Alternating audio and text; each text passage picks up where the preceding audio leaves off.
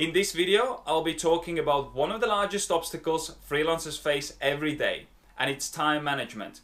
I'll also share some techniques and ideas on how to make sure that you use your time in the most efficient way. This video is also part of 7-day challenge sheet series, so at the end of this video I will be giving away personalized challenge sheet so you can start to work towards your goals.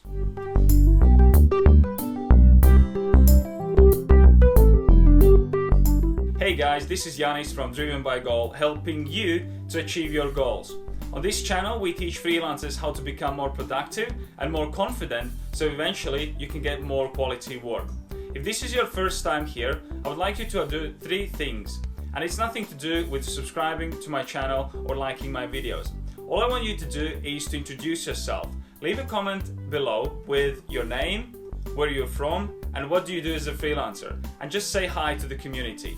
Most of us become freelancers in order to control our own workload, our own income, and work to our own schedule. But that's not always an easy task, especially if you're working from home.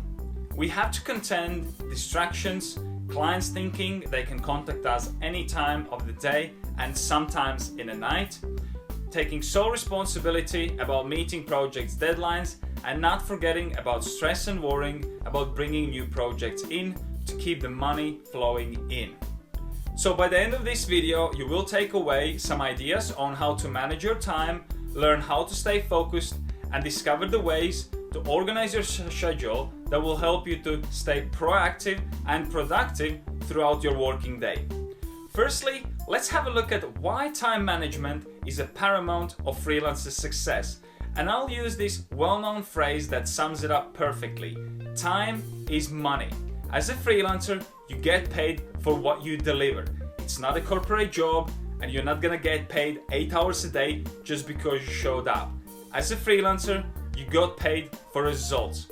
Freelancing can be quite isolating, and it's often tempting to look at social media during the day, or text a few friends, or even arrange to meet up with some friends for a quick coffee, or do anything else that would make us feel less isolated. But our here and there, interacting with others, can mean a big time loss by the end of the week. Statistics show that the average freelancer can waste up to 3 hours per day just from bad time management. Getting distracted, taking on jobs that are too time consuming to show the profit at the end of it, and spending the time with the clients that turn out to be time wasters. 3 hours lost per day is a whopping 15 hours of lost income at the end of the week. And apparently a lot of freelancers don't realize how much time they're wasting until they really think about it. So now that we know what we're up against, how do we put a stop to it? And the first tip that I want to share is making use of Pomodoro Technique. For those of you that have never heard of this technique before, the Pomodoro Technique is a time management method developed by Francesco Cirillo at the late 1980s. The technique uses a timer to break down work into intervals, traditionally 25 minutes in length, which are separated by short breaks of around 5 minutes or so. Each interval of work is known as a Pomodoro. The technique works through breaking down larger tasks or a series of shorter tasks, which trains your brain to focus for short periods and helps to stay on top of your deadlines. With the time, this technique can even help you to improve your attention span and concentration. Pomodoro is a cyclical system. You work in short sprints, which make sure you're consistently productive. You also get to take regular breaks that bolsters your motivation and keeps you creative. Many freelancers will time their breaks too in order to stay on the schedule. You can spend your breaks having a drink, taking a peek at social media, or simply popping outside for some fresh air. The best thing is, you don't need anything high-tech to start using this technique. You can just use a simple timer, or there are many Pomodoro apps available too. Choose a task to be accomplished and set Pomodoro to 25 minutes. Work on the task until Pomodoro rings, and then put a check mark on your work so you know where to start after your break. Take a short break, 5 minutes or so, then after every 4 Pomodoros, take a longer break. The idea is to keep you constantly focused and on schedule. Of course, things can happen sometimes that interfere with your Pomodoro, but don't worry. If this happens and you get distracted, just make a note of it and return to your main task instantly. You can later review the list and see what things are distracting you and decide on what actions to take to deal with them. The next thing we'll take a look at is suggestions for nicking distractions. Although the Pomodoro Technique can help you to stay on your schedule, even the most focused of us can still get distracted. WhatsApp messages, Twitter notifications, phone calls, and neighbors popping around for a quick coffee, and so forth. But there are ways to keep distractions at minimum. First, of course, is to go ahead and schedule your day as I've just suggested previously. Next thing, you want to go full screen on your computer, making sure that you only have programs open that are absolutely necessary for you to work. Think about creating a special work browser where you don't have any bookmarks on your browser during your working hours. Or you can consider using browser extensions that will block all the sites that you know distract you. Also put your phone on silent or voicemail so you can still check it out during your breaks, but you won't get distracted every time it beeps or rings. It is also worth silencing email notifications too, and setting your Skype status on busy, for example. If you're taking regular short breaks, most of the things can wait for half an hour or so before you have a look at them. Distractions can often come from people as well, such as friend turning up while you're trying to work. This is where you have to be firm and simply say, "Can you pop back later as I'm working right now?" It is also a good idea to keep a notepad by your computer so that you can jot down any distractions that occur so that you can deal with them later and won't forget about them. Again, working out your main distractions can help you to compose ways to eliminate them. You know what they say, knowledge is power. Finally, keep your working area tidy and make sure your chosen work zone is as quiet as possible.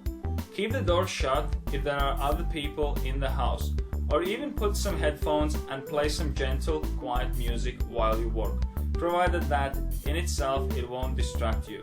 Distractions are part of everyday life, but you can do your best to stop the unimportant things from hindering your own productivity.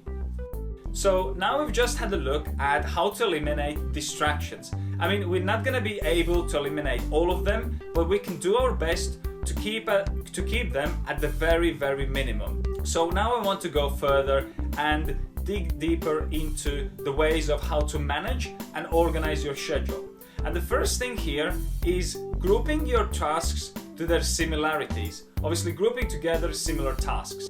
Which brings me onto the projects themselves. As a freelancers, we have a tendency to either overestimate or underestimate the time that we allocate ourselves to complete the project. In general, overestimating is better than underestimating the time. But still, it can leave you with the time on your hands that could be spent in a much better way. The best way to overcome this is to keep a time record on all the projects that you work on.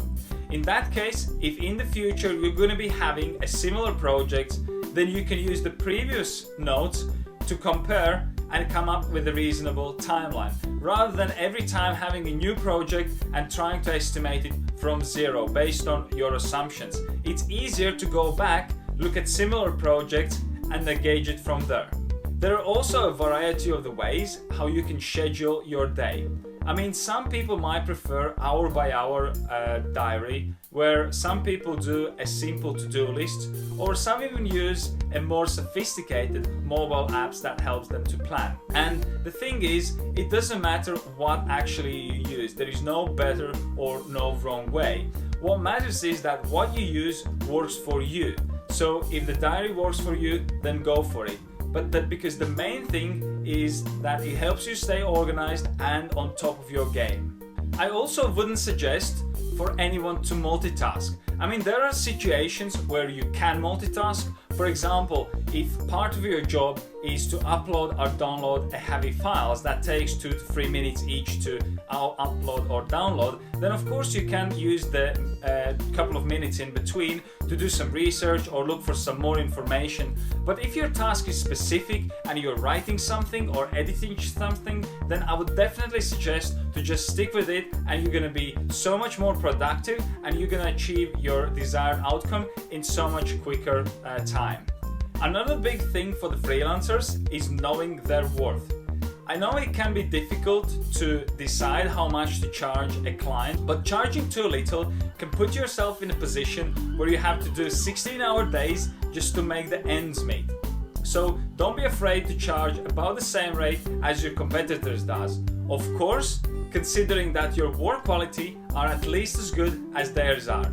It is also important to remember administrative work involved in the project, because sometimes the smaller projects can take up as much administrative work as the big projects does.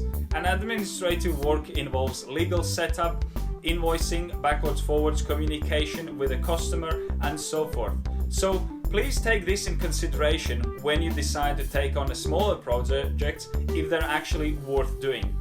To overcome this issue, many freelancers have set up something that is called minimum project charge. So you might charge at least 3 hours of work for any kind of project, even if it's very small. Because even if the job takes only an hour to do, after all the communication with the client and all the administrative work has been done, you probably would have spent on a small project your 3 hours anyway.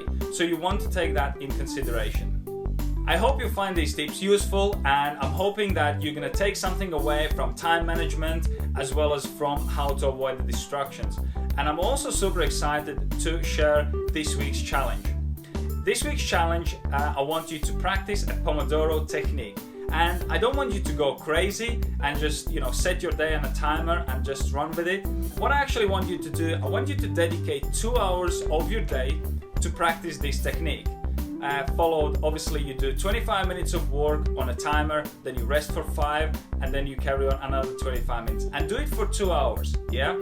And then the choice is gonna be yours. Whether it's gonna be working for you or not, you're gonna feel it straight away. So practice it for a couple of days, hopefully for the whole week, and then you can look back and compare how productive you are when you are on the timer and how productive you are when you're not.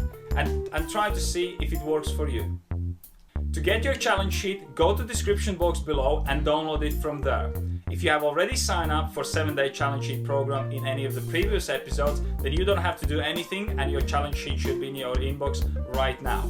I will be doing a new challenge sheet with a new video each week. So if you don't want to miss any upcoming videos, make sure you subscribe to my YouTube channel. This was me, Janis from Driven by Goal, helping you to achieve your goals. And I'll see you guys in the next episode. Bye. On this video, GoPro, stop recording. Think about creating a special work browser. Think about creating a special work browser.